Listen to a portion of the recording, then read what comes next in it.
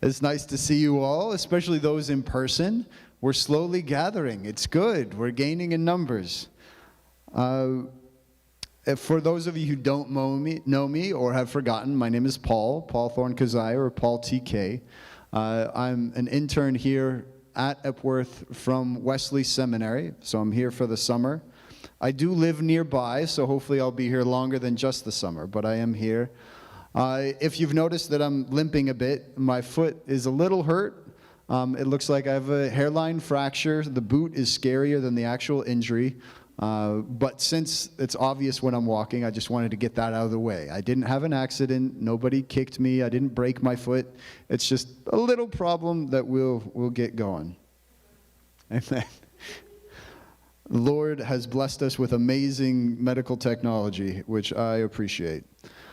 This morning I am up here giving the sermon, and thankfully I'm here during a series that Pastor Jen initiated, which is I like this verse because.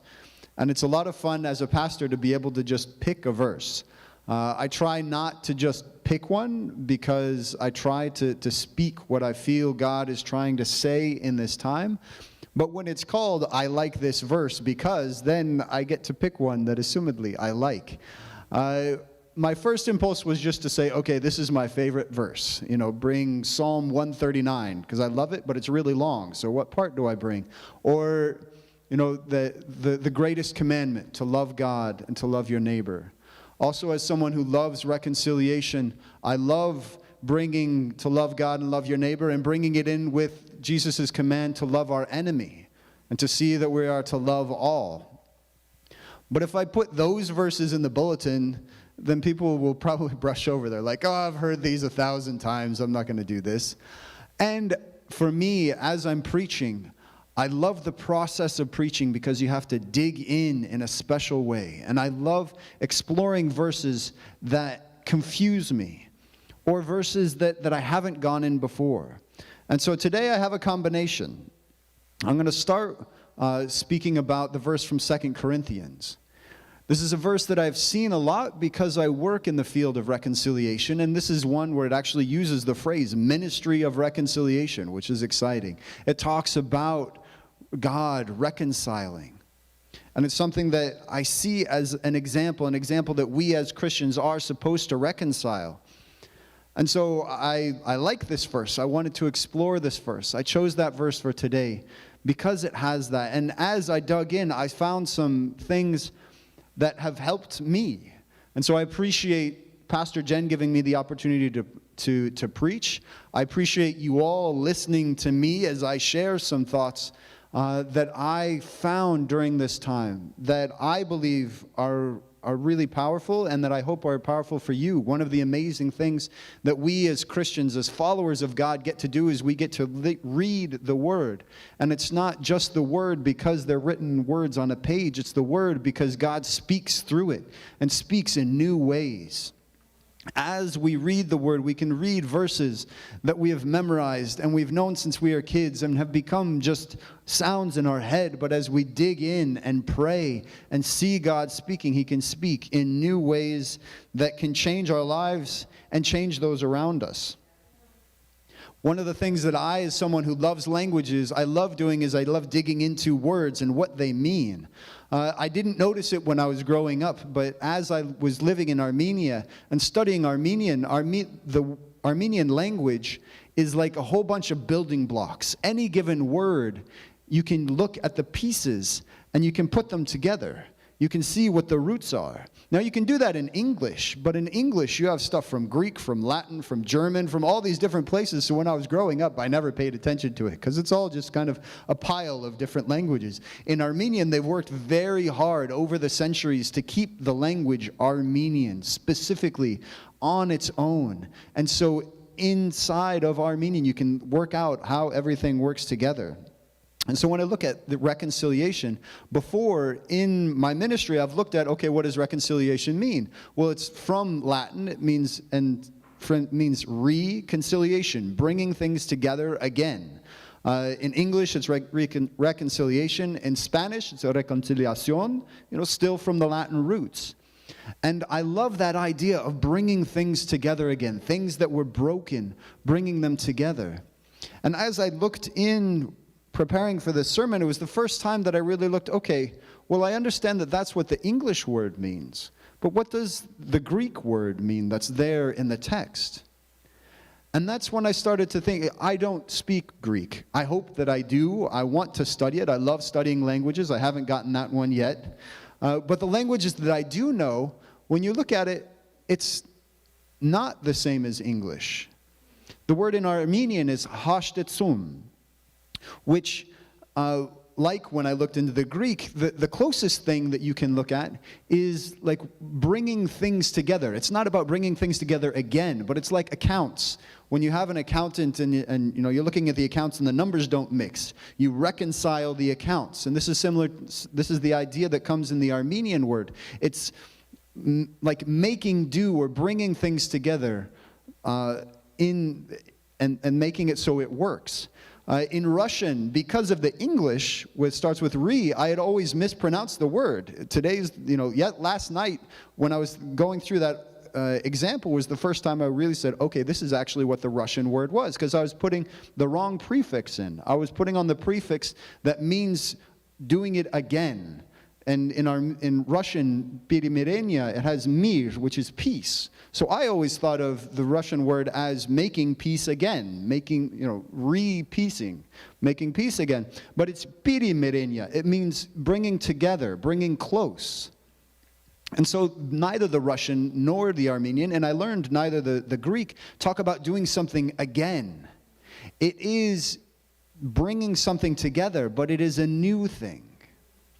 In the Greek, it's actually katalage. And again, I don't know if I'm pronouncing it right. I'm working on it. But kata is according to. Alosa, which is the alage part, is exchange. And the example that they gave is when you're exchanging money. You're changing something into something else that has similar value, that is like it, but it is a change. And likewise, when you look at reconciliation, there's an organization that I love that works in areas of conflict. It's called Conciliation Resources. And honestly, if you look up conciliation, it's not a word in English. It only makes sense when you take reconciliation and you take out the re. And the reason why they call themselves Conciliation Resources is because they say in many places of conflict, when you're working towards peace, you're not bringing people back together because they've never actually been together. And so the reconciliation is not a reconciliation, it is a conciliation. It's bringing people together in a new way that they have never been before. So they call themselves Reconciliation Resources rather than Reconciliation Resources. And this is something that I knew, but I've seen in a new way in the process of preparing for this, and I appreciate the Word of God so much. One of the other confusing things for me in this passage was that it talks a lot about loss. It talks about death, that Christ died for all, that all might live in God, that we should not live for ourselves but for Christ. And every single time in this passage when it's talking about reconciliation, it's talking about God reconciling things to himself. When I was looking up something that was interesting to me. We're remodeling our basement, and there were some boards that the builder had not yet finished, but he was working on putting them together, and there was a clear crease, and it was kind of ugly. I mean, it's a nice board, both sides are nice, but right where they meet, there was a lot of space. And I looked up online, I said, okay, well, how is he going to fix this? And I found someone saying, okay, when you have these two boards and you want to make it so that that seam is nearly invisible, what you have to do, no matter how you measure it or try to cut it, you're not going to get it. There's going to be a little bit off.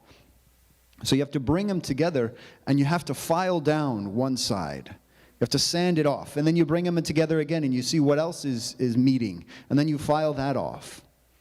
And eventually, you get to the point where they come together. Now, we're not perfect, and no builders are perfect, so it's never a perfect meet, but that is the process, and it's like reconciliation.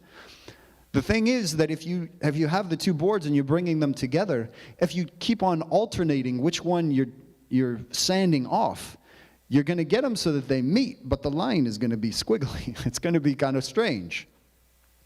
We as people, when we meet together, we end up with a squiggly line. Both of us, all of us, if there's two people who are in conflict, if it's a marriage, if it's a parent and sibling, if it's brothers and sisters, if it's people in the same community, people in the church, everybody, all of us make mistakes, and all of us, as we come together, there's something that we need to give. And in the process, in the passage, it talks about dying, and dying being a part of reconciliation. And it's bringing the example of when we come to God, because God is perfect. And that's not to say that he's just legalistic and that God just is the way God is and is stubborn and we have to just do it. God is good. And as we grow closer to that good, as we grow closer to God, we have to change. Parts of us have to die. Habits of ours have to die.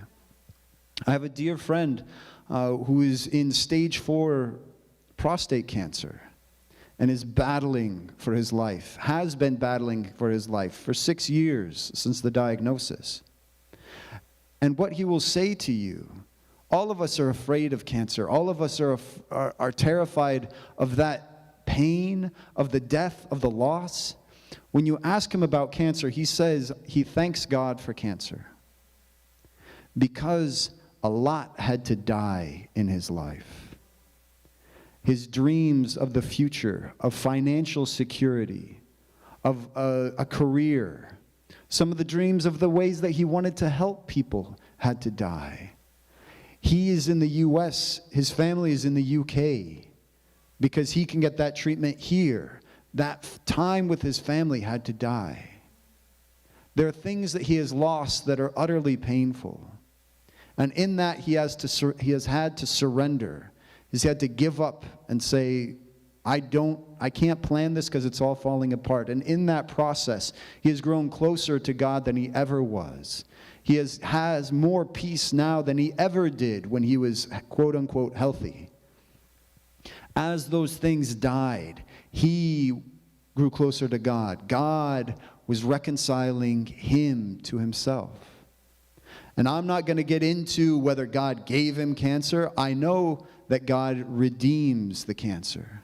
I know that this disease in his life, this thing that has taken so much, has also chipped off so much that he didn't need and was keeping him from God. Likewise, when we grow close to God, we lose things that we don't need.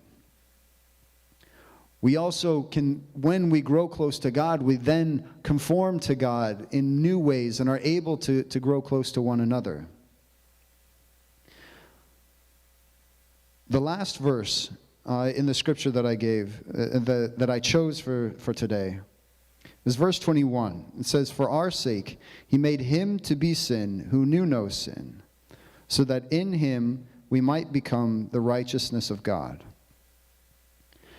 And here, as I was reading, I saw that it says sin, who knew no sin. It doesn't say sins. It's not plural. It's not talking about actions. It's not talking about breaking the law, doing bad things. It's talking about sin in a general sense.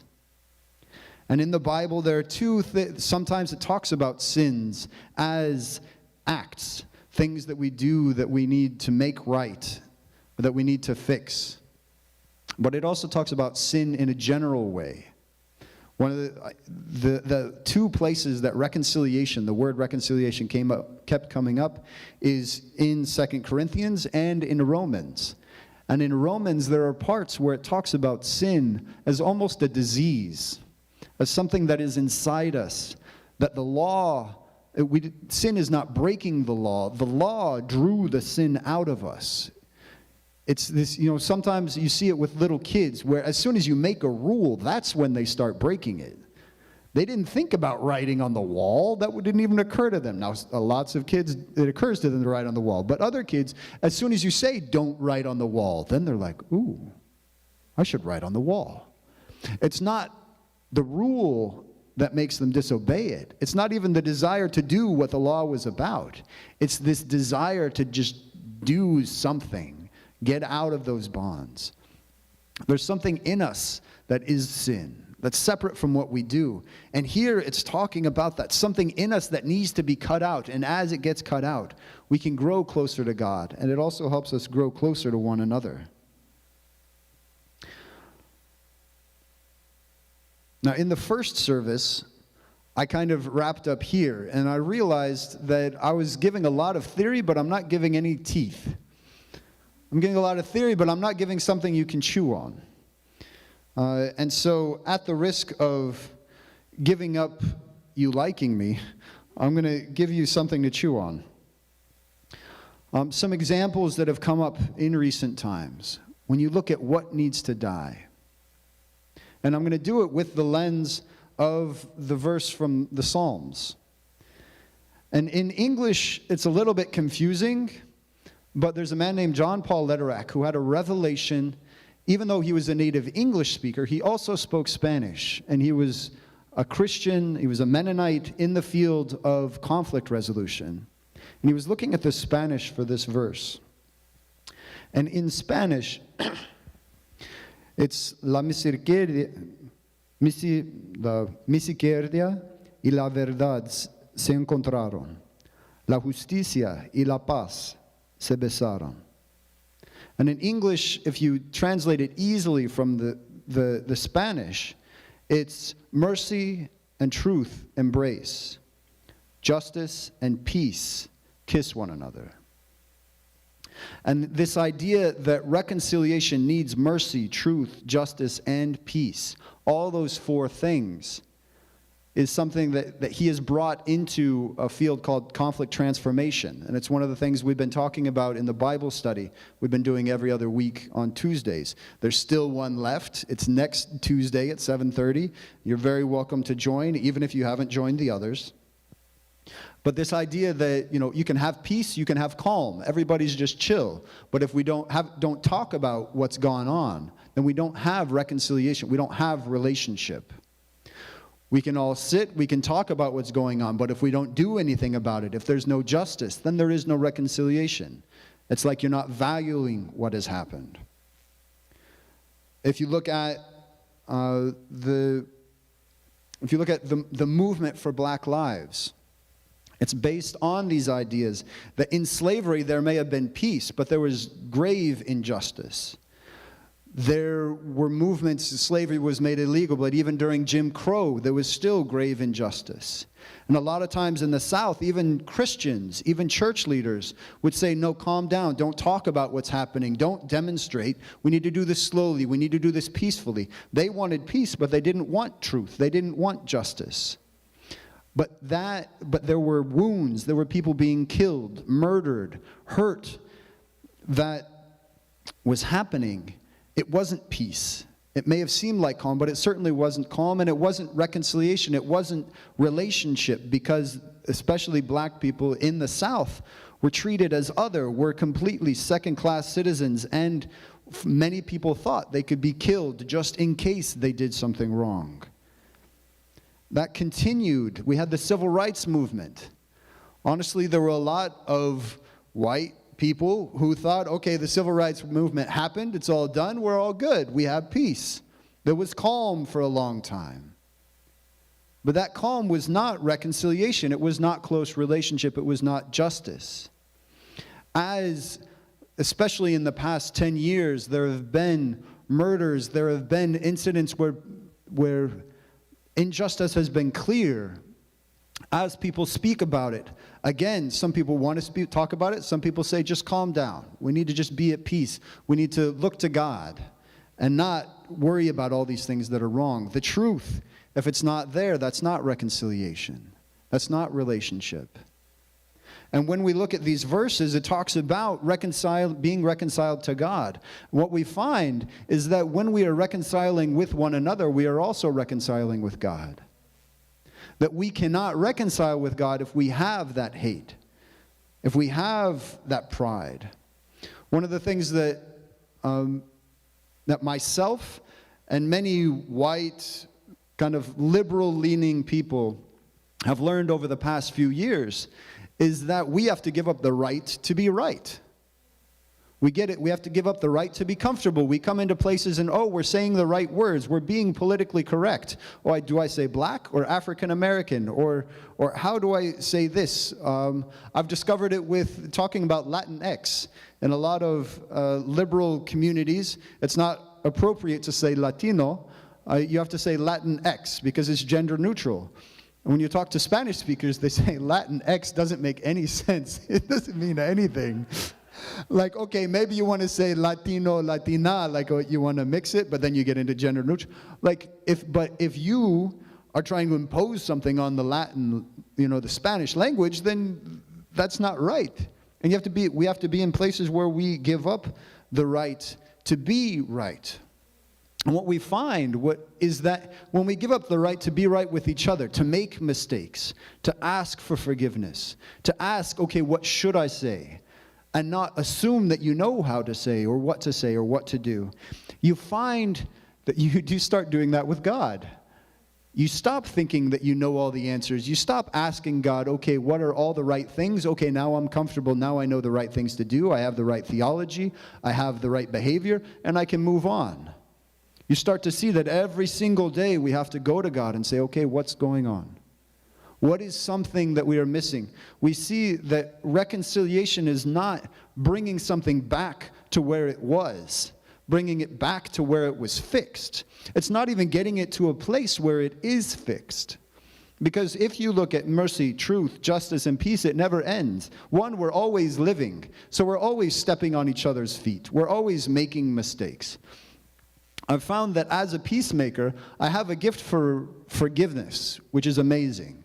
It's helped me in a lot of places. Sometimes it goes a little bit too far, and I don't want to talk about the truth. I don't want to cause a stir. But I've found that God has given me an amazing ability to forgive and an amazing ability to make mistakes. I'm always messing with people, messing things up, dropping things, breaking things, telling people, sticking my foot in my mouth. And I've found that it gives me an amazing opportunity when I can live in humility to ask for forgiveness, to ask what happened, what was wrong. As I learn to do that with people, I learn to do it with God. As I learn to do it with God, I learn to do it with people. It's this cycle of continually growing, continually losing part of yourself and finding that you have gained your whole self. There's this wonderful, I love this singer named Jason Gray. He has these really tough songs. And one of them is called The Cut. And he talks about how the cut makes us whole. That as we are being cut, as we are being wounded, as we are losing things, we find that in God that makes us whole. As we as a society are giving up the right to be right and finding out what has gone wrong. For a long time, there was a part of society that thought everything was fine. We were moving on this integration, that everything is good, the interracial understanding. And we found that there were a lot of people who saw people who are immigrants, people who are not white especially, but people who are different, as stealing their jobs, as coming and changing the culture. We were ignoring that truth, that there were people who were hurting in that way. Sometimes discounting it, sometimes not aware of it. That came up in a lot of the conflict that is still going on. We can't be comfortable that our side is the right side, because our side is never completely the right side, because we aren't with God yet. When we die, we'll be with God. For now, we're here. We're still making mistakes. And if we get too focused on doing it right, then we will lose it.